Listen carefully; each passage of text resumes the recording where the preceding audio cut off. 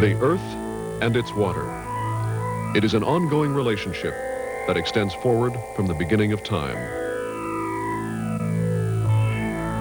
Since then, not a drop of water has been added to the terrestrial holdings.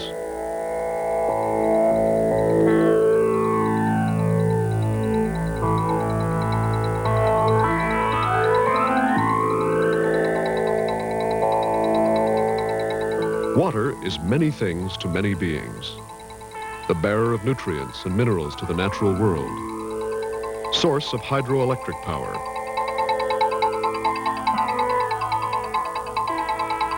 It is the universal solvent, essential to human existence.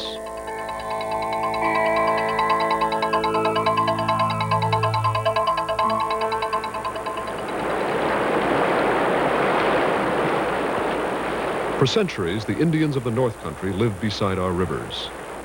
Spring breakup always held the mystery of a new beginning. As nature emerged from winter, the days would lengthen. The departure of the ice brought forth the promise of easier fishing and hunting. A fluid highway opened for travel.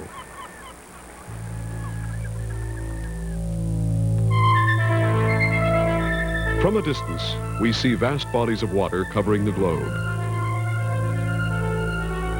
But this liquid wealth is not the immense treasure it first appears. In fact, 95% of it is laden with salt. That accounts for all the oceans, bays, gulfs, seas, and other bodies of water we can see from satellite photographs. 4 of the remaining 5%, classified as fresh water, is frozen into glaciers and polar ice caps. That leaves 1% of the world's total water supply suitable for use. 1%. From this fraction of the global waters, we must draw enough to maintain and expand human society.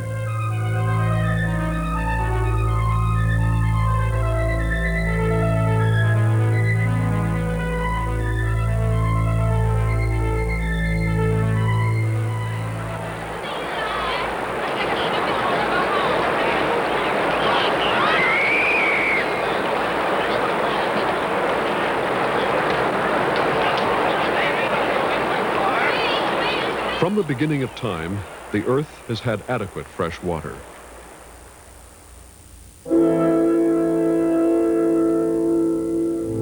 But for just as long, its distribution has been erratic.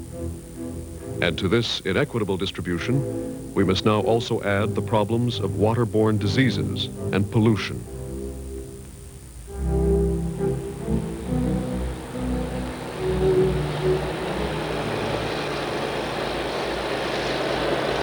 Some of our modern pollutants are, for the first time, threatening to make some of our usable water unusable forever.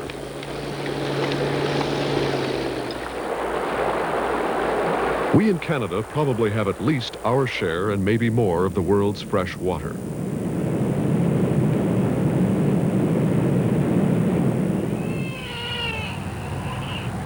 But what about those whose water resources can no longer support life adequately? Where famine runs rampant, where sickness from waterborne diseases are the norm, not the exception, where whole societies are collapsing from the burden of inadequate water.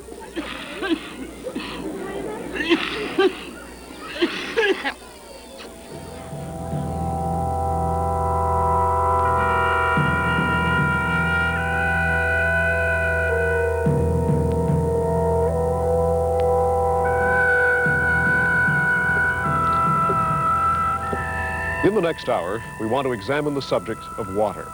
We'll look at what some of the rest of the world faces regarding water supply, and we'll see what's being done to bring adequate water to those without. We'll examine specific problems water development projects have in these areas, and we also want to see if these development schemes in water-poor areas have anything to teach us. How can we use our water supply responsibly to ensure that future generations will share our water wealth? All this and more when we return.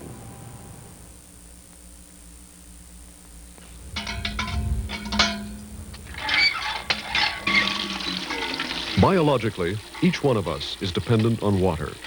A well-nourished person can live up to a month without food, but without water, only a few days. Oh, kill! All right. Go. Living cells require water in order to exist structurally and in order to carry out their functions.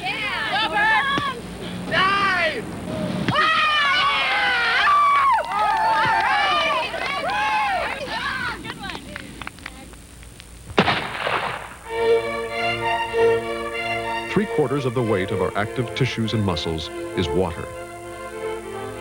It saturates these tissues and flows through 98,000 kilometers of arteries and veins. In this way, it carries dissolved nutrients to our cells and dissolved wastes away from them. Water also helps in the building and repair of body tissues, aids in the regulation of body temperature, and serves as a lubricant, making it easier to move our joints. Like the human body, the Earth also perpetuates continual cycles of water motion. Using the same amount it has had for millions of years, the ecosystem maintains a steady exchange between Earth and sky. The clouds that form over our oceans empty themselves over our continents. The rain that falls upon the Earth's surface finds its way back into the sky through evaporation. The rain that ends up under the surface returns skyward through something called transpiration, passing from roots, through leaves to the air. In this way, the cycle is completed. From Earth to sky, the global waters are continually exchanged and purified.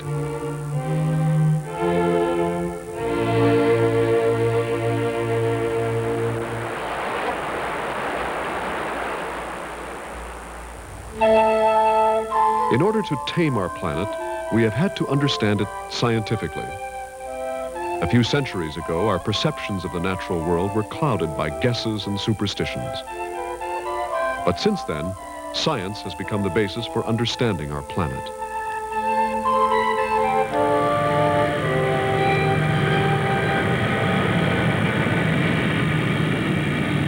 It has enabled us to dominate nature.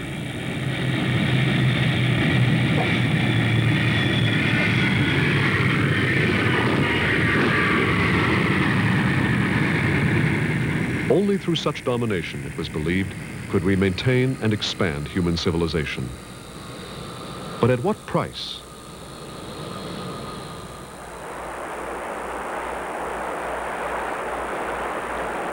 The Earth, with its continuous cycles of seasons and orbits, springtime and fall, has had to bear the burden of our science.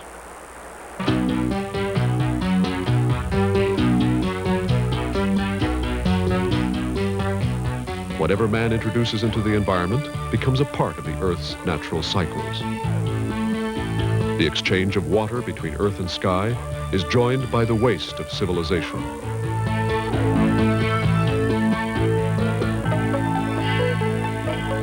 Water contaminated by this waste becomes less suitable for supporting human life.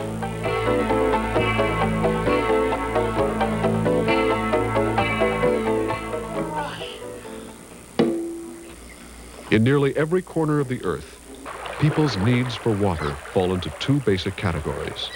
The first is household water, that which we use for drinking, cooking, and washing.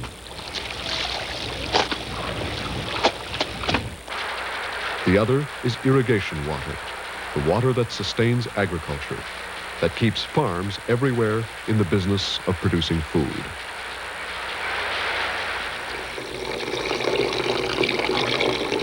Human beings need only 6 liters a day to survive, but the average Canadian uses 300 every day.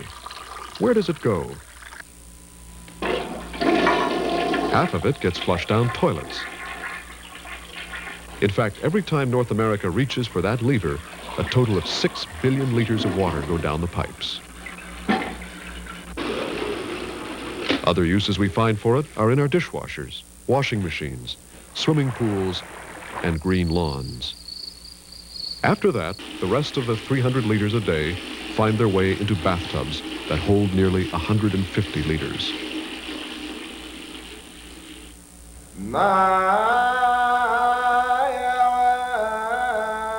In most of the world, household and irrigation water is afflicted by problems with either its quantity or its quality.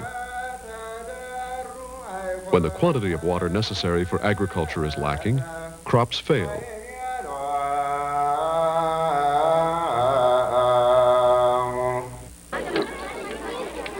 If the absence of water is widespread, famines result.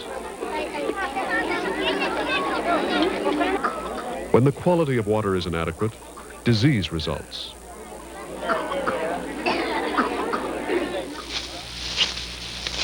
When available, much of the world's fresh water is quite acceptable for the irrigation of crops, but not for human consumption, not as drinking water or the preparation of food. It has taken until the 20th century to discover many of the connections between water and disease. But for too many people, these connections are a daily reality.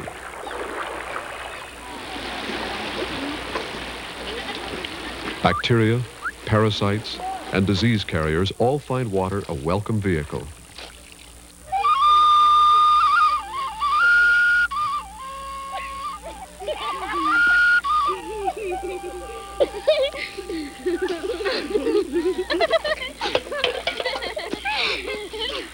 The World Health Organization estimates that 80% of all diseases in the world are associated with water.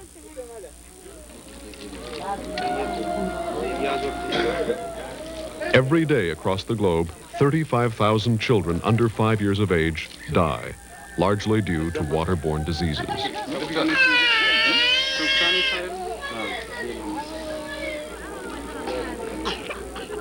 In this twofold manner, water quantity and quality are at the heart of a network of global concerns.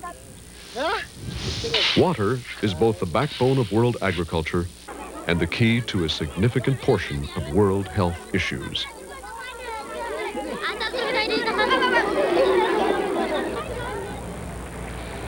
When we return, we'll look at a water development scheme which looked good on paper, but when installed, failed miserably. And we'll also look at one that works and why it works. This when we return.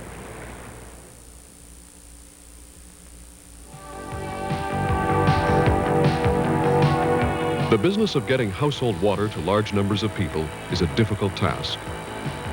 But doing so is always easier in the city than it is in the country.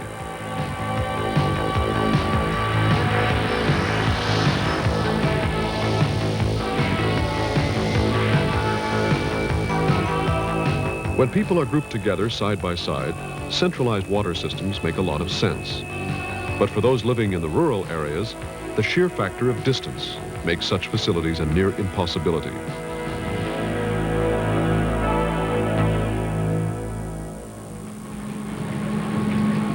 In Canada, farmers tend to get their household water from wells drilled on their own property.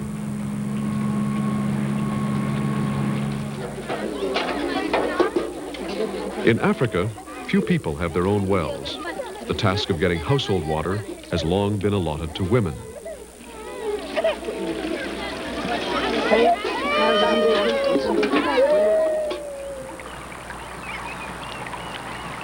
Many spend hours a day, some of them walking many kilometers, in order to supply the family with water. If a well is not available, often a river or spring will become the sole source of household water.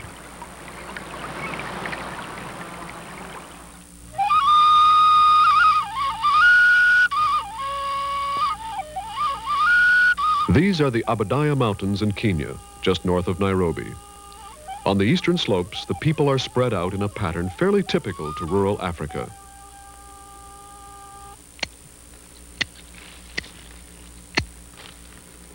Each family on a separate homestead, farming a small plot of land.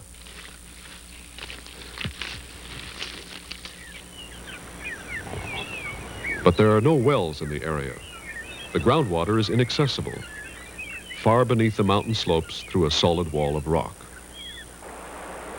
As a result, for their water, all must depend on a river that starts at the top of the Aberdare Range. About 10 years ago, Kenya's Ministry of Water Development employed consultants to design a simple, gravity-fed household water supply for the Kagumo area. To help people feel ownership of the project, the construction was left to the local community.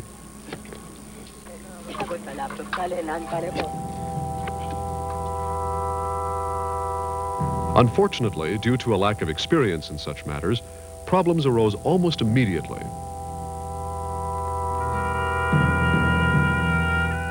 PVC pipes were incorrectly stored outside where the sunlight began deteriorating them.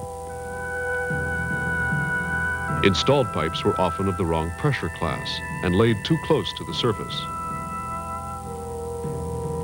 Reservoirs were incomplete, poorly built and insufficiently backfilled. In many instances, essential float valves weren't installed, but discarded nearby. When finished, the system was not maintained properly, if maintained at all. Air valves failed, and the pipes filled with mud. Today, the water no longer flows to the people in the hills. The local people envisaged that once they'd made their initial contribution, they would then get water free for life. David Baker represents a German engineering firm. He has been called in to assess the failure of the system and to plan its reconstruction. With money from the World Bank, an expansion phase and a partial rebuild phase is currently underway.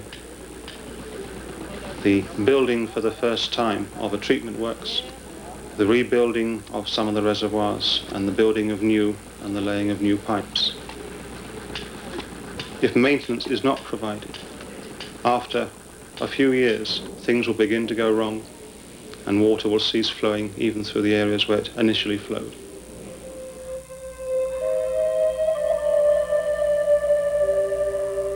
By Western standards, this was a rudimentary water system.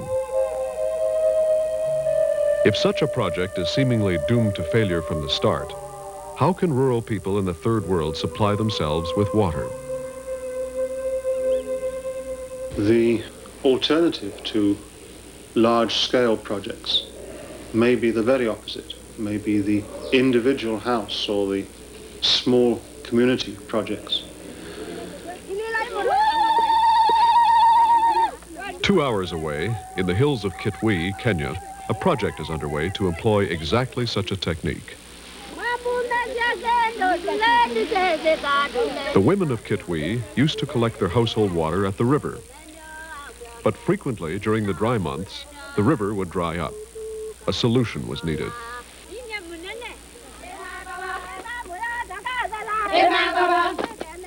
For many years, these women have been organized into something called Mwenthia groups. The group's function is twofold: to make hard work easier by helping each other, and to socialize in the midst of hard work.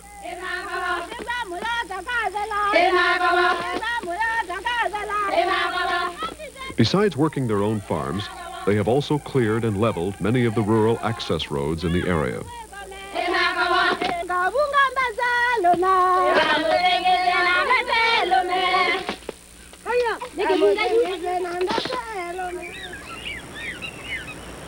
"15 years ago, they decided that their rotting thatched roofs needed replacing. Pooling their resources, they gradually installed galvanized tin roofs on each member's home. Recently, the women approached a Kenyan church agency with a plan to reduce the amount of water they would need to carry. Today, they are building what they call water jars. During the rainy season, these jars will collect water from the tin roofs.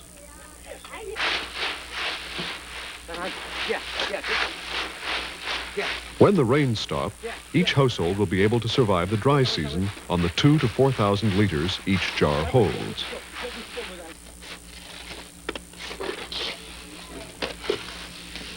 The group meets once a month. At these meetings, they contribute 10 shillings each and draw 4 names from a bucket. In this way, 4 water jars are scheduled every month. 1 is completed each week.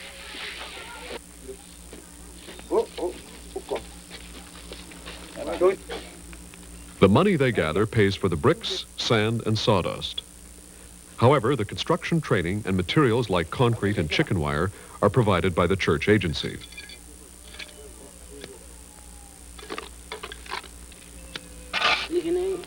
An added bonus is that husbands who used to travel to Nairobi to find work are now frequently employed locally by the women's group to build the water jars. While the jars take shape, the women weave sisal baskets, which they sell for 30 shillings each. This is enough money to cover their monthly group contributions for 3 months, assuring that the project will continue until every member has her own water jar.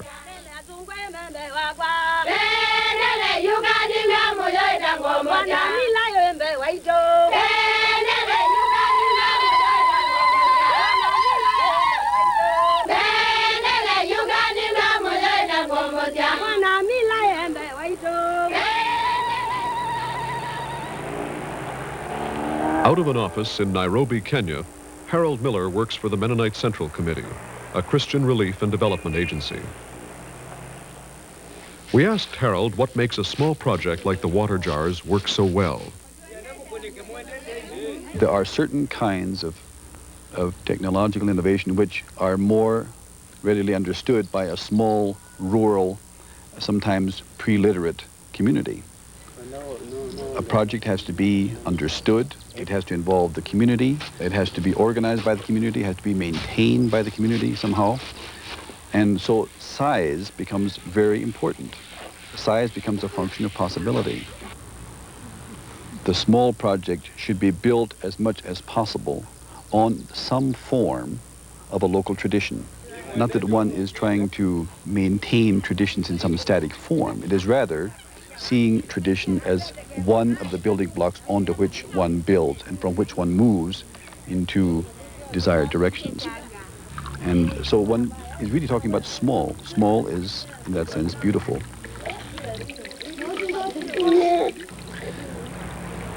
Momentarily, we'll look at a water distribution problem in a refugee camp and how the problem was solved in a way affordable even to refugees.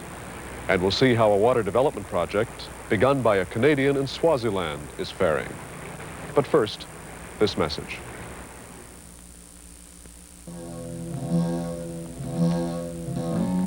North of Kenya, in Ethiopia, the region known as the Ogaden was once part of Somalia.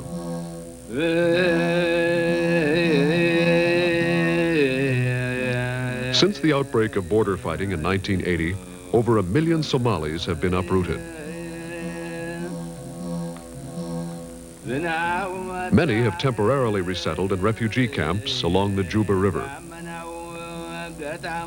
Large numbers of them are nomadic people, long accustomed to the continual search for good livestock grazing and household water.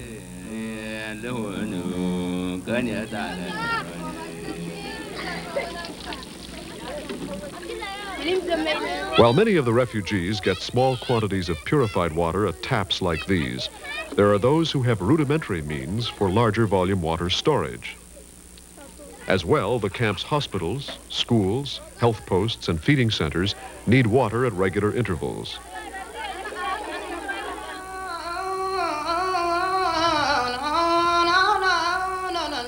However, due to the flat terrain and long distances, a gravity-fed water system was physically impossible.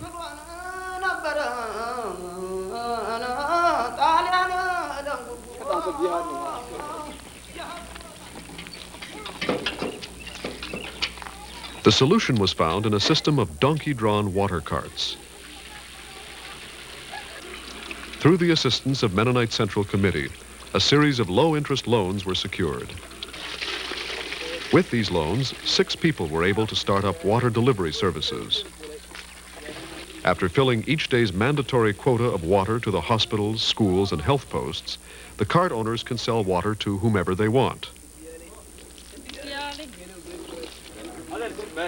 All 6 paid off their loans in less than 18 months. With the donkey carts, the technology is at its most basic, and the maintenance is minimal.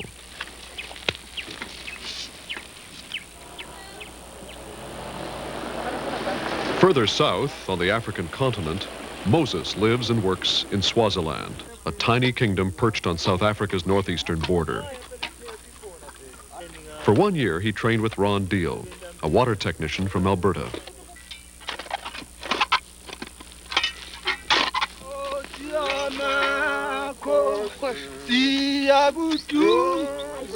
Today, using the experience he gained, he works for a local church agency, helping initiate small water projects in the rural areas.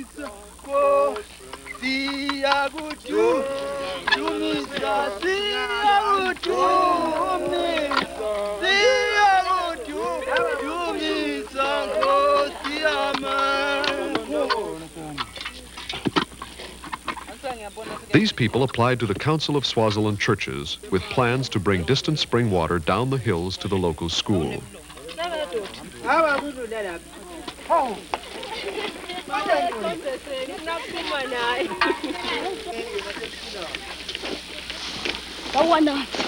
The labor is being provided by the school's teachers, the students, and their parents.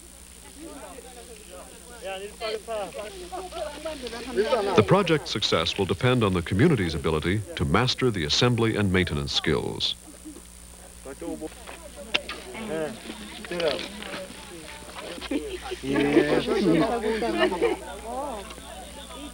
One asks, will water be flowing through these pipes 5 or 10 years from now? Or will it, like the Kiguma Water Project, fail after a short time?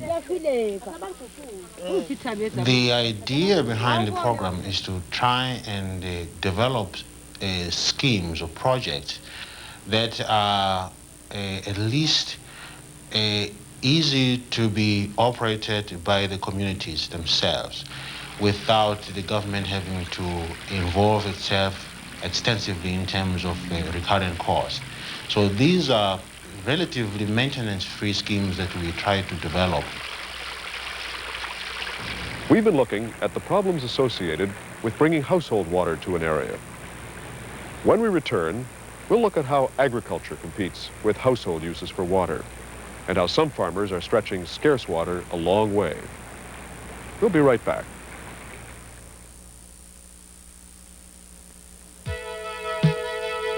Our uses for water extend far beyond the home.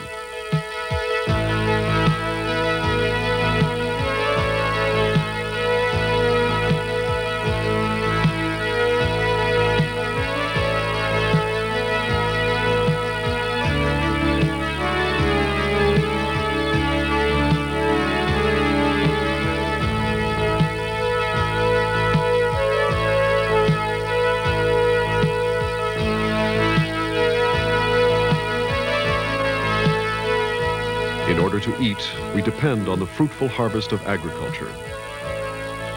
The bread on our table, the egg in the frying pan. Agriculture possesses a great thirst.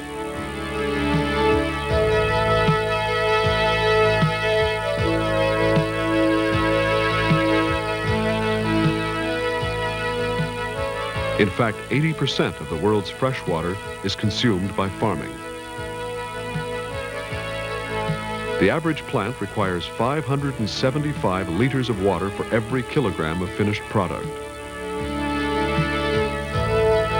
To produce 1 kilogram of wheat takes 490 liters of water.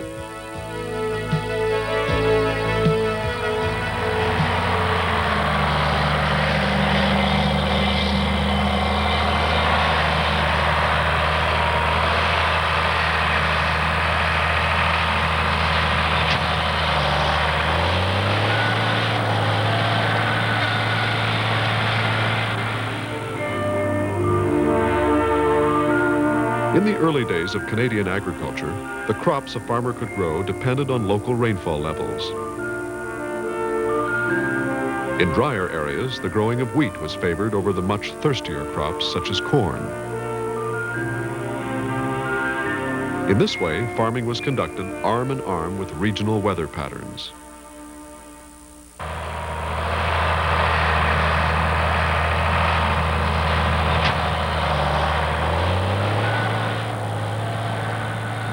In the last 30 years, irrigation has changed the face of agriculture.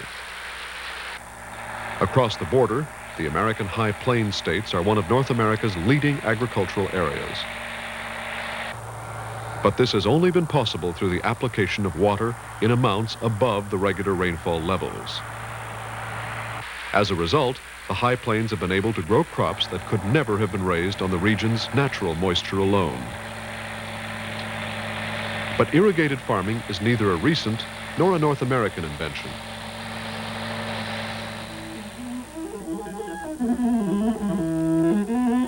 This is the Rift Valley, a large fold in the Earth's surface that stretches from Zimbabwe to the Red Sea.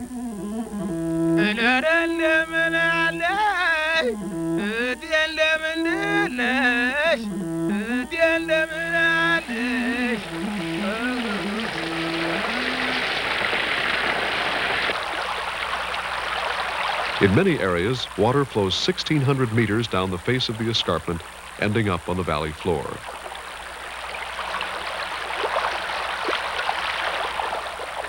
More than 200 years ago, Kenyan farmers on these slopes wove an intricate pattern of canals in order to irrigate their crops. Today, the system is still in use, bringing water to land that would otherwise be dry. In other areas, too, ancient irrigation systems are being rebuilt and upgraded.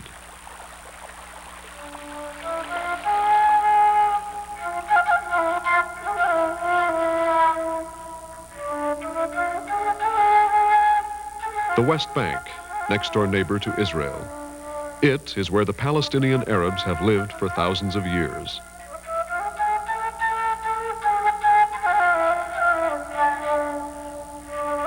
Beneath these rocks, there is water.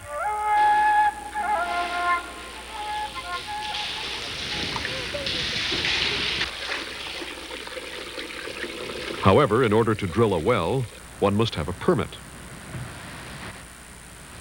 Since 1967, when Israel took administrative control of this territory, only 2 such permits have been issued to Palestinian Arabs. As a result, the Palestinian farmers have had to survive on the region's natural moisture.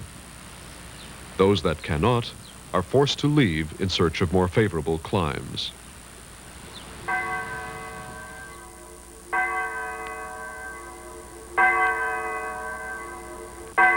Here in Batir, a small rural community, a hillside spring has been tapped. It is being diverted to this ancient Roman cistern. The Mennonite Central Committee helped in the construction of these Arabic channels to feed water from the cistern above to the fields below. Each farm on the hillside is allotted a number of hour-long time slots for irrigation each week. During the hour, the farmers must systematically direct the rushing water onto the various crops they're growing. A record is kept of how much water is used during these sessions, ensuring that each farm gets its share.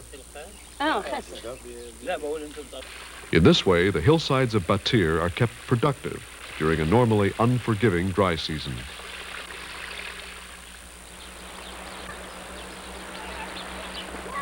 Not far from Bethlehem lies Wadi Fukin. The farms here are situated on a more gradual terrain. Here, Mennonite Central Committee has helped farmers build and improve cisterns in which rain and spring water can be collected.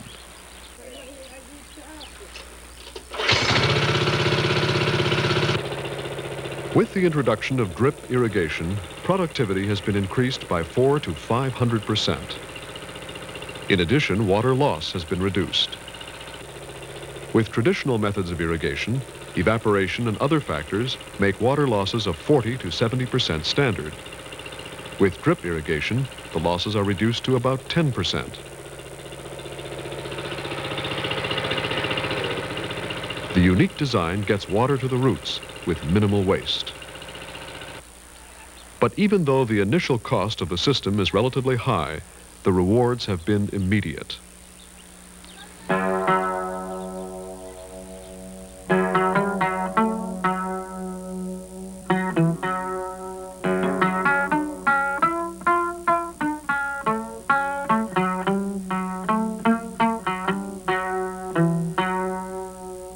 In the West Bank, both the Arabic channels and the drip irrigation systems are helping to make limited quantities of water go a long way.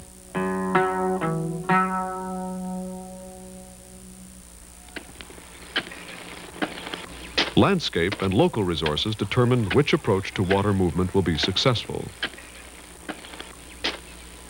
Unlike the hills of the West Bank, where gravity could be employed to move water almost effortlessly, irrigating the flat Somali landscape requires a different approach.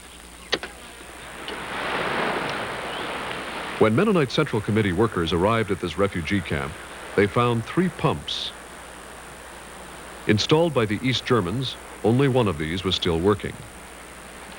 When fixing them proved unfeasible due to the scarcity of spare parts, Mennonite Central Committee brought in 25 smaller pumps from Italy.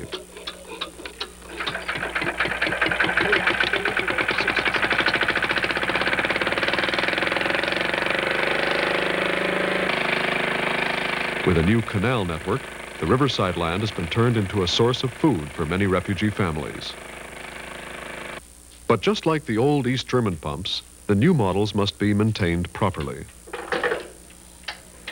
Without spare parts from Italy, they can become just as obsolete.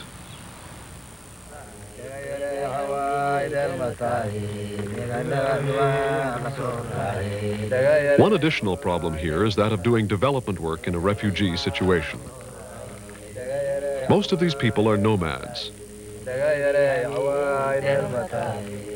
Once they have saved enough money from farming, many have expressed the desire to buy more goats and camels and to abandon the camp for new horizons. As a result, any major irrigation systems may be left behind.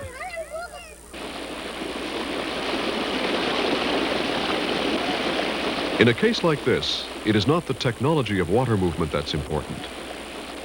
What is important is what these people will take with them. Our hope is that when we leave here, the people whose lives we've interacted with, those people will have been given the tools, the enthusiasm in themselves for looking at their own problems and finding answers within their own setting, if at all possible.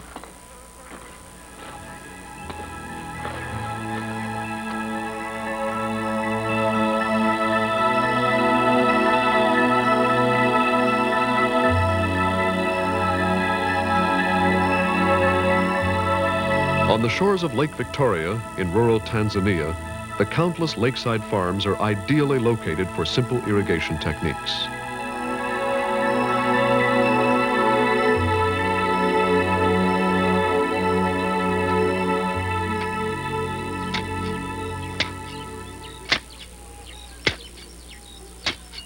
Like Somalia, the main task lies in lifting water several meters to the adjacent fields. Harold Miller of MCC in Nairobi, and also some more from Dr. Glenn Brubaker is medical director at a large hospital in Shirati, Tanzania. He spends his spare time brainstorming on technical solutions for local problems. It seemed logical that in the view of shortage of fuel and steeply rising fuel prices here, that an alternative like solar would be very good here, since we have probably as much sun as anywhere in the world and the hardest time getting fuel as you have anywhere. Several years ago, with Mennonite Central Committee assistance, a project began with 100 solar panels.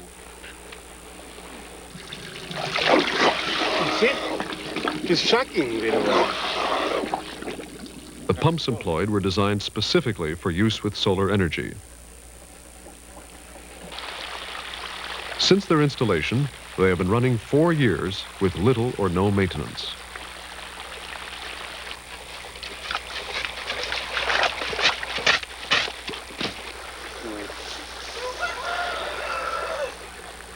Using irrigated land, the people can grow and harvest 3 crops a year. However, not everyone can afford the solar technology. The main disadvantage of the solar pump is its high initial cost and the absolute requirement that it be imported and therefore needing foreign exchange. So many farmers would not be able to afford the outright cost, and it would require the participation of an agency to import it. As a result, the hospital has offered the use of a large solar irrigated area to local farmers. A few have begun farming crops on this land, but generally the response has been lukewarm. Without a sense of personal ownership, few farmers seem to be interested in working borrowed land. In an attempt to introduce affordable technology, Dr. Brubaker brought in the rower pump. This simple device can lift water from 4 and 5 meters and costs around $25.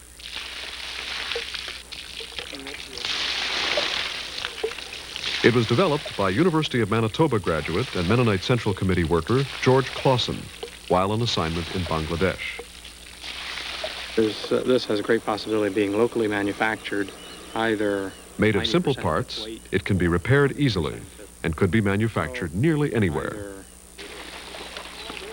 Despite the rower pump's resounding success in Bangladesh, several Tanzanian farmers expressed doubts. Even affordable technology wasn't acceptable if land ownership remained beyond reach.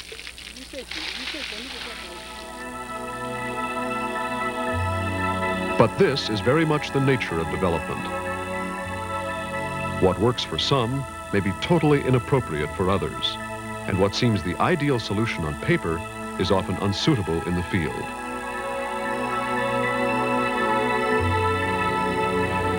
When we return, we'll draw some conclusions, and we'll see what we Canadians can learn from all this.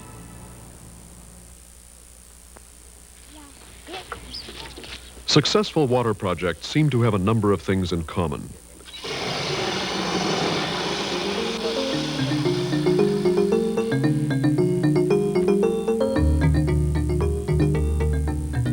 First, they involve the community, focusing local initiative on a common need.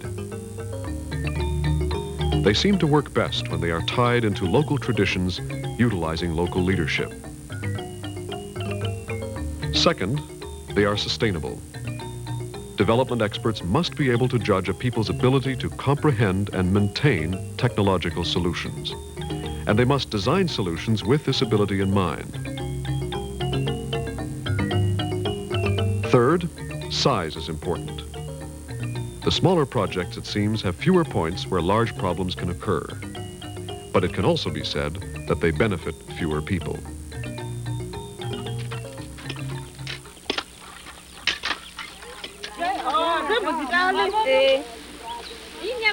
Perhaps for the age-old problems of household and irrigation water, the small project multiplied 1,000-fold could meet the needs of many, without the pitfalls of the bigger approach.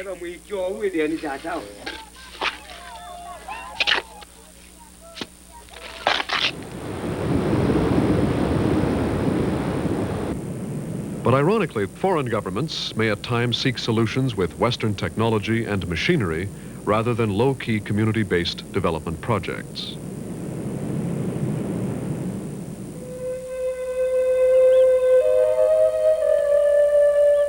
In the past, much of our development of the Third World assumed a high-technology, high-profile stance. But over the years, even relatively simple projects, like the Kiguma water supply and hundreds more worldwide, have revealed serious flaws in the big approach.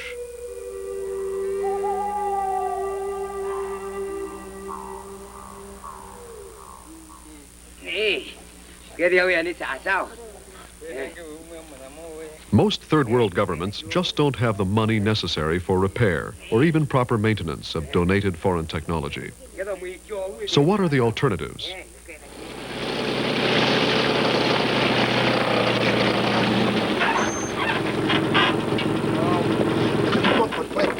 One is for Western countries and their development agencies to include maintenance personnel and training in the total budgets of their projects. The other is to gear the scale of each project to the people that are to benefit. In a country as small as Swaziland, spare parts are more easily distributed. Repair and maintenance is that much easier, allowing for slightly more elaborate solutions.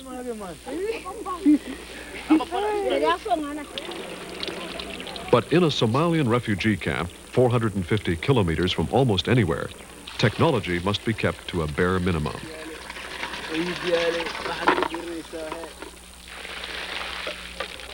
The same can apply to rural Tanzania, where sophisticated machinery eludes the common farmer with both its cost and the need to import it.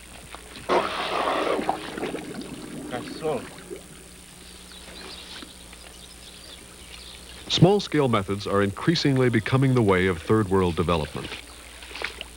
But this means making a break from North American scale of problem solving.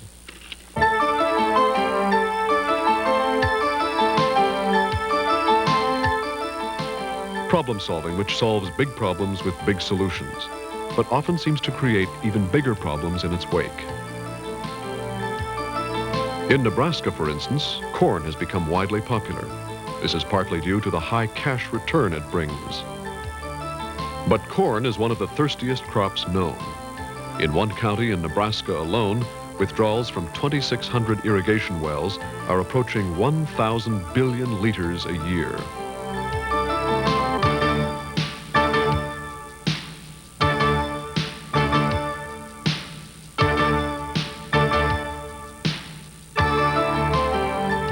In the high plains and other areas of the United States, farming has become almost entirely dependent on irrigation.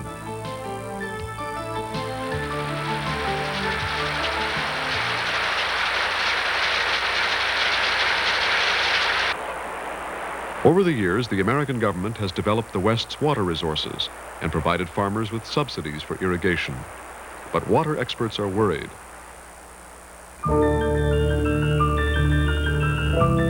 Many believe that the Ogallala Aquifer, North America's largest underground lake, is in danger of being pumped dry. Irrigation in many areas of the West has been accompanied by widespread declines in the underground water levels. As a result, pumping has become more expensive. The lower the water, the greater the energy it takes to pump it out.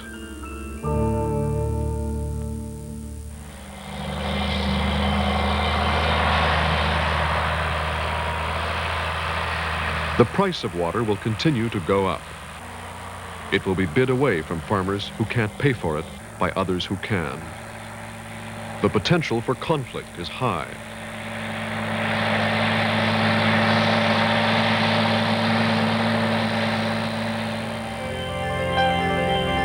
And what about Canada? Is our rich natural legacy a bottomless horn of plenty?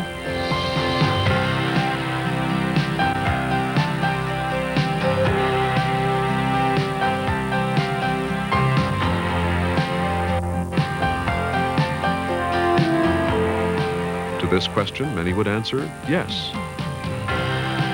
They would cite our impressive flow of river water, 68,000 cubic meters a second. Enough to fill all of Canada's bathtubs every 10 seconds.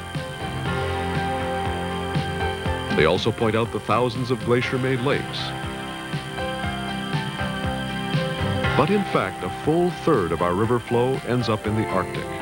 And Canada's 5 river basins are approaching the limits of water availability. As for the glacier lakes, they are irreplaceable. Any plans to use them will have to take this into account.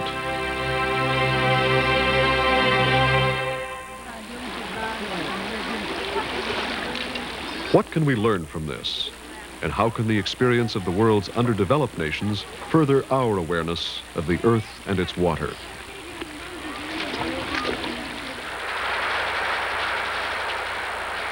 Perhaps we can come to realize that our water resources, too, are limited. That without care, our rivers also will become polluted carriers of disease and death.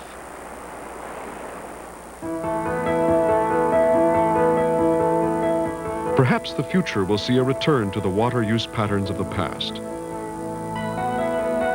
to crops grown on a region's natural moisture alone. Perhaps we will begin to more selectively use household water, reducing water waste, which strains every part of the Earth's water cycle. By learning from the mistakes of both the affluent West and the world's struggling nations, we can rediscover our place in nature.